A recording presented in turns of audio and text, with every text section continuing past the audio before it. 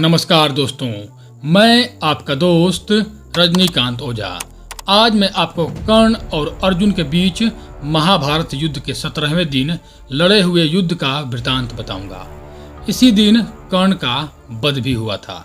महाभारत युद्ध 18 दिनों तक लड़ा गया था, लेकिन 17वें दिन के युद्ध में महारथी कर्ण और अर्जुन का पराक्रम देखने लायक था।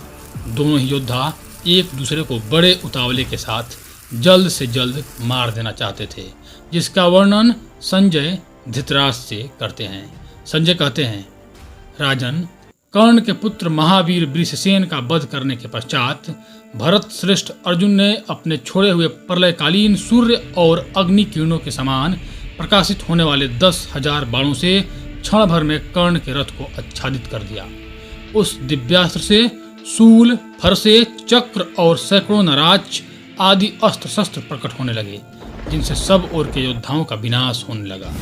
इस प्रकार किरीटधारी अर्जुन ने शत्रु पक्ष के सभी मुख्य योद्धाओं का संहार कर डाला। उन्होंने शरीर का अंत कर देने वाले घोर बाणों द्वारा दुर्योधन की सारी सेना का विध्वंस कर दिया। तब इसी प्रकार वैकर्तन कर्ण ने भी समरांगण में सहस्त्रों बाण समूहों की वर्षा की। वे बाण मेघों की बरसाई हुई जलधाराओं के समान शब्द करते हुए पांडुपुत्र अर्जुन को जा लगे। तत्पश्चात अप्रतिम प्रभावशाली और भयंकर बलवान कर्ण ने तीन बाणों से श्री कृष्ण, अर्जुन और भीमसेन को घायल करके बड़े जोर से भयानक गर्जना की। कर्ण के बाणों से घायल हुए किरीटधारी कुंती कुमार अर्जुन, भीमसेन तथा भगवान श्री कृष्ण को भी उसी प्रकार छत बिछत देखकर सहन न कर सके। अतः उन्होंने अपने तरकस से पुनः 18 बाण निकाले। एक बाण से कर्ण की ध्वजा को बींधकर अर्जुन ने 4 बाणों से शल्य को और 3 बाणों से कर्ण को घायल कर दिया। तत्पश्चात उन्होंने 10 बाण छोड़कर सुवर्णमय कवच धारण करने वाले सभापति नामक राजकुमार को मार डाला। वह राजकुमार मस्तक, भुजा, घोड़े, सारथी, धनुष और ध्वज रहित हो मरकर रथ के अग्रभाग से नीचे गिर पड़ा, मानो फरसों से कटा गया साल वृक्ष टूटकर धराशायी हो गया हो। इसके बाद अर्जुन ने पुनः 3, 8, 2, 4 और 10 बाणों द्वारा कर्ण को बारंबार घायल करके अस्त्र शस्त्रधारी सवारों सहित 400 हाथियों को मारकर 800 रथों को नष्ट कर दिया। तदनंतर सवारों सहित हजारों घोड़ों और सहस्त्रों पैदल वीरों को मारकर रथ, सारथी और ध्वज सहित कर्ण को भी शीघ्रगामी बाणों द्वारा ढककर अदृश्य कर दिया। अर्जुन की मार खाते हुए कौरव सैनिक चारों ओर से कर्ण को पुकारने लगे, कर्ण, शीघ्र बाण छोड़ो और अर्जुन को घायल कर डालो। कहीं ऐसा न हो कि यह पहले ही समस्त कौरवों का वध कर डाले। इस प्रकार प्रेरणा मिलने पर कर्ण ने सारी शक्ति लगाकर बारंबार बहुत से बाण छोड़े। रक्त और धूल में सने हुए वे मर्मभेदी बाण पांडव और पांचालों का विनाश करने लगे। वे दोनों संपूर्ण धनुर्धरों में श्रेष्ठ, महाबली, सारे शत्रुओं का सामना करने में समर्थ और अस्त्र विद्या के विद्वान थे। अतः भयंकर शत्रु सेना को तथा आपस में भी एक दूसरे को महान अस्त्रों द्वारा घायल करने लगे। उस समय वहां अर्जुन और कर्ण उत्तम बाणों द्वारा एक दूसरे को चोट पहुंचा रहे थे।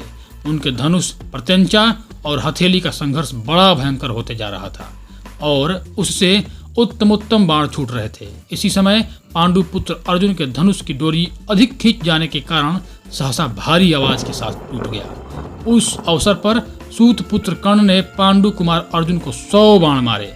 फिर तेल के धाई और पक्षियों के पंख लगाए गए केचुल छोड़कर निकले हुए सर्पों के समान भयंकर 60 बाणों द्वारा वसुदेव नंदन श्री कृष्ण को भी छत बिछत कर दिया।